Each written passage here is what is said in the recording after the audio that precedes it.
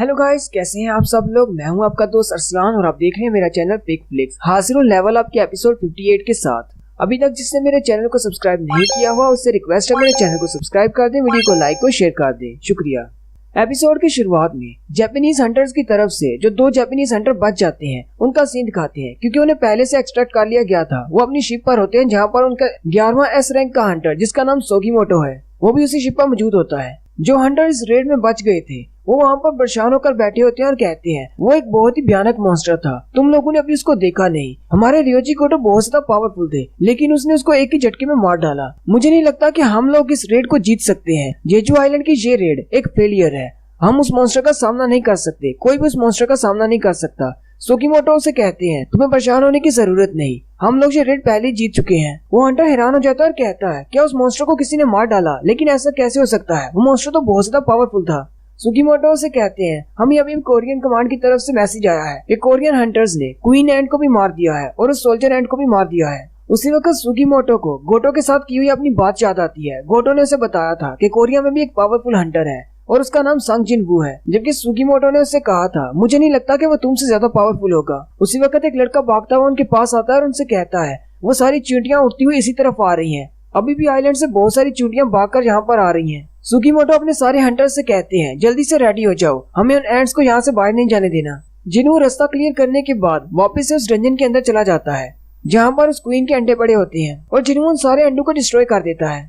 जिनवू से देखकर बहुत ज्यादा खुश होता है और कहता है इन अंडों को डिस्ट्रॉय करने पर भी मुझे एक्सपीरियंस मिल रहा है, हालांकि इसमें से चींटियां भी बाहर भी नहीं निकली। साथ ही जिनवू अपनी वेपन्स वाली इन्वेंटरी को ओपन करता है और कहता है यहाँ पर तो बहुत सारे वेपन्स पड़े हैं, अब तो मुझे याद भी नहीं रहा कि किसको इस्तेमाल किया और किसको नहीं। साथ ही जिनवू उसमें से एक बड़ी सी तलवार निकालता है। ये वही तलवार है जो कि डीमन किंग बैरन के पास थी और इसकी इस बड़ी सी तलवार में इलेक्ट्रिसिटी की पावर है। जिनवू उसको घुमाते हुए एक स्लैश लगाता है जिससे पूरे इस डंजन में इलेक्ट्रिसिटी फैल जाती है और उसके सामने मौजूद सारे के सारे अंडे डिस्ट्रॉय हो जाते हैं। जिनवू कहता है ये तो बहुत ही अच्छी है, इसे अपनी स्टोरेज में नहीं रखना चाहिए, इसे तो मुझे ऑफनली यूज करना चाहिए। नेक्स्ट सीन यूनाइटेड स्टेट्स यानी कि अमेरिका का होता है। अमेरिकन हंटर एसोसिएशन ब्यूरो के चीफ बैठे जो वीडियो देख रहे होते हैं जिसमें जिनवू उस चींटी के साथ फाइट कर रहा था। डायरेक्टर का नाम डेविड ब्रैनन होता है जबकि उनके असिस्टेंट मैनेजर का नाम माइकल कॉर्नर होता है। माइकल कॉर्नर डायरेक्टर से कहता है डायरेक्टर आपको क्या लगता है। डेविड उसे कहते हैं इस वीडियो को देखते हुए 4 बज गए, मुझे तो पता भी नहीं चला, ये वीडियो तो बहुत ज्यादा एक्साइटिंग है। डेविड माइकल से कहते हैं तुम इतनी रात के वक्त मेरे घर पर सिर्फ वीडियो दिखाने के लिए और मेरी थॉट्स जानने के लिए तो नहीं आए होगे, तुम जानते हो कि मैं क्या सोच रहा हूँ। माइकल डेविड से कहता है एक ऐसा हंटर जिसके पास एक स्पेशल एबिलिटी है जो हजारों की तादाद में समझ को कंट्रोल कर सकता है। ऐसे एक पावरफुल हंटर को एक छोटे से कंट्री जैसे कि कोरिया में नहीं होना चाहिए, उसे तो यूनाइटेड स्टेट्स में होना चाहिए। डायरेक्टर उससे कहती है क्या तुम्हें इसके बारे में और कुछ पता है। उसी वक्त वो उनके सामने एक फाइल पेश करता है और कहता है कुछ महीने पहले हमारी एक ब्यूरो में एक हादसा हो गया था जहाँ पर एक एस रैंक का हंटर जिसका नाम डांगसू था वो जख्मी हो गया था, जबकि दूसरा हंटर वहाँ से भाग गया था। उस हंटर का नाम सांग इल वान था, जबकि उसे एक ए रैंक के हंटर जेम्स ने एक ए रैंक की डंजन में से पकड़ा था। हमने उसे इन्वेस्टिगेट किया था और अपनी इन्वेस्टिगेशन के बाद हमें कंफर्म हुआ कि वो वाकई में एक इंसान है और वो कोरिया का एक हंटर है। लेकिन जब हमने उसकी मजीद इन्वेस्टिगेशन की तो हमें पता चला कि ये संग जिन वू संग इन वाल का बेटा है। ये सारी इन्फॉर्मेशन टॉप सीक्रेट है, बाकी सारे कंट्रीज को संग जिन वू के बारे में कुछ भी नहीं पता, यहाँ तक कि उसके नाम के बारे में भी नहीं पता और ना ही उसकी एबिलिटीज का। हमारे पास बहुत ही अच्छा मौका है, हम लोग जल्दी से उसे अपने कंट्री में ले आते हैं। डायरेक्टर उसे कहते हैं डांगसू के मुकाबले में ये वाला केस थोड़ा अलग है, हमारे कंट्री का कोरिया के साथ एक एग्रीमेंट है, हम लोग उनके साथ फाइट नहीं चाहते। अगर हम लोग उनके कंट्री से एक और एस रैंक के हंटर को यूनाइटेड स्टेट्स में ले आते हैं तो इससे बहुत ज्यादा मसला हो जाएगा। माइकल डेविड से कहता है लेकिन आपको नहीं लगता कि वो हंटर इतना ज्यादा पावरफुल है कि हमें रिस्क लेना चाहिए। डेविड माइकल से कहते हैं तुम्हें लगता है कि तुम उसको मना सकते हो यहाँ पर लाने के लिए। माइकल कहता है हम लोग कोशिश तो कर सकते हैं। नेक्स्ट सीन फिर से डंजन का होता है। जिनवू सारे अंडों को डिस्ट्रॉय कर देता है और उसे कहा जाता है तुमने एक लेवल अप कर लिया है और इस लास्ट लेवल अप के साथ उसका लेवल 100 पे पहुंच जाता है। फिर जिनवू सीधा उस चेंडी की तरफ जाता है, उस एंड सोल्जर की तरफ, और उसके सामने जाकर खड़ा हो जाता है और कहता है इसका ऑरा तो बहुत ज्यादा स्ट्रॉन्ग है। साथ ही जिनवू से कहता है जागो। उस चेंडी का शैडो निकलने से पहले जिनवू एक अलग ही डायमेंशन में चला जाता है जहाँ पर आसपास सिर्फ डार्कनेस होती है। जिनवू हैरान हो जाता है और कहता है ये क्या, इसका क्या मतलब है, इस डार्कनेस में मुझे तो कुछ भी महसूस नहीं हो रहा। जिनवू हैरान होता है और कहता है क्या ये मेरे शैडो एक्सट्रैक्शन की वजह से हुआ है या मेरी शैडो एक्सट्रैक्शन फेल हो गई। लेकिन साथ ही सब कुछ फिर से नॉर्मल हो जाता है और विंडो ओपन होती है और कहा जाता है तुम्हारी शैडो एक्सट्रैक्शन कंप्लीट हो गई है और उस चेंडी का शैडो बाहर निकल आता है। जिन्हू अपने शैडो सोल्जर की तरफ देखता है और कहता है मुझे लगा था शायद मैंने फेल कर दिया। वो चींटी का शैडो सामने खड़ा होता है और उसका लेवल 1 होता है जबकि उसका रैंक जनरल का होता है। जिन्हू भी ये देखकर हैरान हो जाता है और कहता है अब से पहले मैंने कभी जनरल का रैंक नहीं देखा। हालांकि इग्रिस भी एक एलीट नाइट है, तो इसका मतलब ये हुआ कि मेरे बाकी के सारे शैडोज में से ये वाला शैडो सबसे ज्यादा पावरफुल है। वैसे इसे स्ट्रॉन्ग होना भी चाहिए था क्योंकि जब ये जिंदा था तब भी ये काफी ज्यादा स्ट्रॉन्ग था।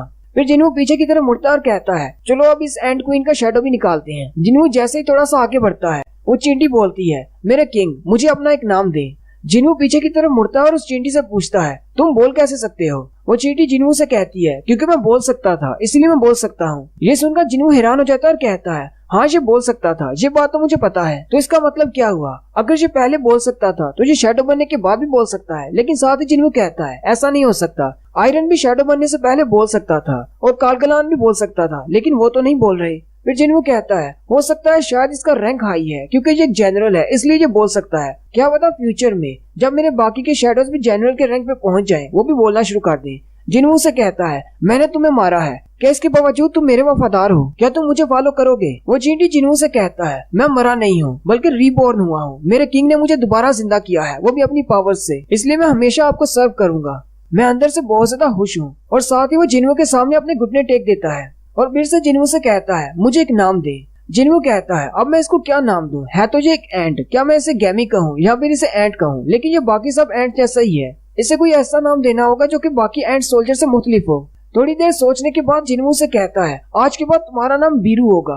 बीरू जिन्हू को नाम देने के लिए थैंक यू बोलता है और साथ ही उसके लेवल के ऊपर उसका नाम लिख दिया जाता है बीरू लेवल 1 जनरल। जिन्हू फिर से क्वीन की तरफ चला जाता है और कहता है चलो अब क्वीन का शैडो निकालते हैं। वो क्वीन की बॉडी के सामने खड़ा होकर कहता है जागो और उसका शैडो निकल आता है। क्वीन के स्टैट्स भी बिल्कुल सेम होते हैं, उसका भी लेवल 1 होता है और रैंक जनरल का होता है। जैसे ही क्वीन का शैडो बाहर निकलता है जिन्हू ने जितनी भी एंट्स को शैडो बनाया होता है वो सारी क्वीन की बात सुनने लग जाते हैं। जिन्हू कहता है कि इन एंट शैडोज के ऊपर मेरा कंट्रोल कम हो गया है। साथ ही वो बीरू से कहता है आयुष यहाँ पर क्या हो रहा है। बीरू जिन्हू को बताता है हमारी क्वीन का काम होता है बाकी सारी चींटियों को कंट्रोल करना। जिन्हू से कहता है तो इसका मतलब क्या हुआ, मेरे पास जितने भी एंट सोल्जर्स हैं वो सारे क्वीन की बात मानेंगे। बीरू से कहता है जी बिल्कुल ऐसी बात है। साथ ही जिन्हू बीरू से पूछता है इसका रैंक भी जनरल है बिल्कुल तुम्हारी तरह, लेकिन इसकी पावर बहुत ज्यादा कम है तुम्हारे मुकाबले में, ऐसा क्यों, शैडो बनने के बाद इसकी पावर कम क्यों हो गई।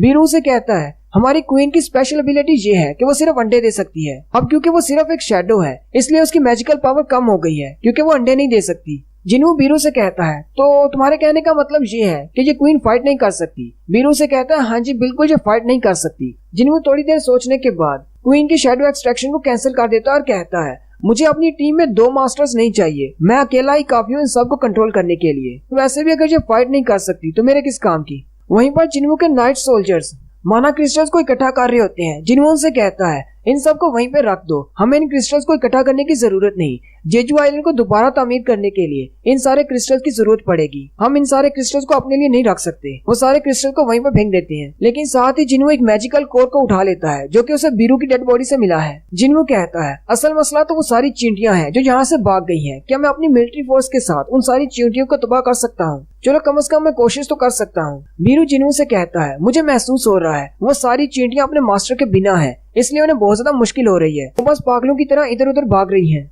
जिन्हू बीरू से कहता है क्या तुम्हें पता है कि बाहर कितनी टोटल चींटियां हैं। बीरू कहता है जब आप लोग यहाँ पर आए थे उस वक्त 8700 चींटियां थी, लेकिन फाइट के बाद सिर्फ 4000 चींटियां बच गई हैं जो कि यहाँ से भाग गई हैं। जिन्हू एक लंबा सांस लेता और कहता है मुझे तो लगा था कि हमने बहुत सारी चींटियों को मार दिया है, लेकिन अभी भी बहुत सारी चींटियां यहाँ से भाग गई हैं, ये तो एक बड़ा मसला है। बीरू तुम्हें क्या लगता है क्या तुम उन सारी चींटियों को मार सकते हो।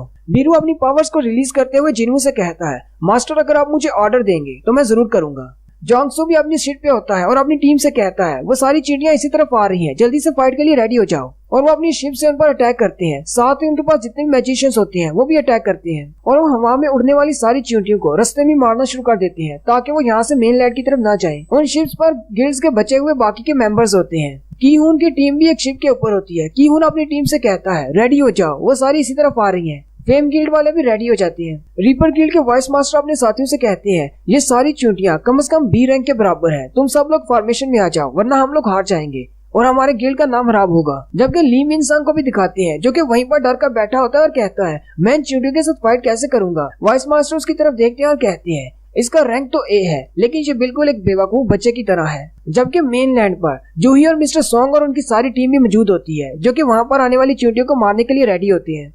जूही मिस्टर सॉन्ग से कहती है, क्या आपको लगता है कि हम इन सारी चींटियों को मार सकते हैं? मिस्टर सॉन्ग कहते हैं, मुझे नहीं पता, ये तो बहुत ज्यादा फास्ट है और ये हमारे बहुत ज्यादा करीब पहुंच चुकी हैं। उसी वक्त वो चींटियां हवा में मरना शुरू हो जाती हैं। मिस्टर सॉन्ग और जूही ये देखकर हैरान हो जाते हैं और कहते हैं, आखिर इन चींटियों को हवा में किसने मार डाला? मिस्टर सॉन्ग कहते हैं, मैं तो देख भी नहीं पाया, वो चीज इतनी ज्यादा तेज है। असल में बीरू इन सारी चींटियों को मार रहा है।